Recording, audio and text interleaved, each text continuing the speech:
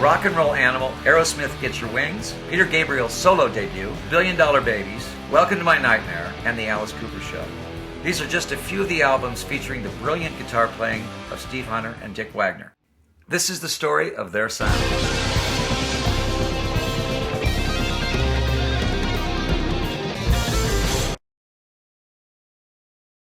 Yeah, where we really came together was on the tour.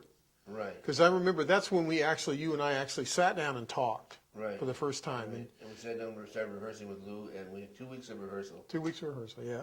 I've worked with other guitar players since then, you know, and most of the time, I got to say, it's been pretty cool. But the thing with Dick, everything was so instinctive, and we were able to phrase things together. Some of the technical stuff we were able to do together without us having to sit off in a corner and work it out.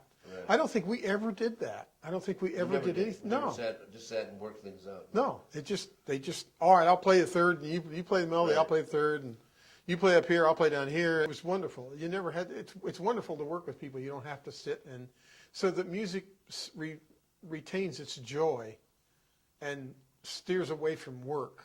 The thing that's wonderful about that kind of soloing, that particular kind of soloing, the reason I like that is because sometimes you get into this zone where it's like you're standing on stage listening to yourself play. Oh, it's wonderful. It is a wonderful feeling. That's a wonderful feeling. I don't think you can do that in other forms of soloing. I think it has to be that kind of melodic improv. You know, like if you sit and listen to a record, and it's a great record and it's music you really love, you hear all of that coming at you and you feel like a part of it. Mm. Well, if you're on stage playing and you feel that feeling of the band and you're soloing coming at you like a record, where you're right in the middle of all of it, and you're almost like playing all of it. It's in your mind.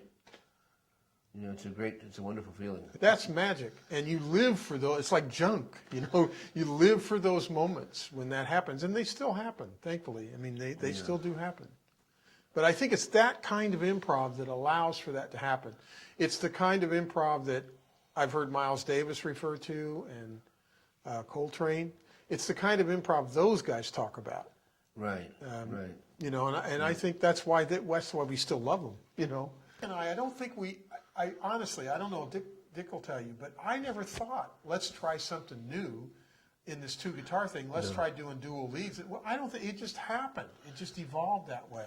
Yeah, because I know I'd been playing for years in the Frost with Donnie Hartman, so. Right. So the two guitars, you know, for years.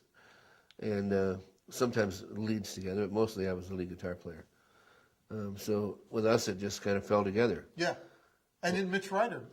When I started doing this arrangement for Heroin for Lou. Yeah.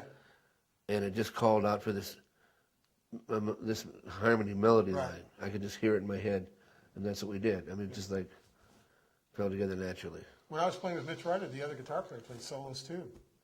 It just wasn't unusual, really. You know, I mean, but what was unusual, and what I think just evolved out of either necessity or we just wanted to do it, we just wanted to try it, is that the dual guitar stuff where we played leads together, or we played harmonies, or we played in unison.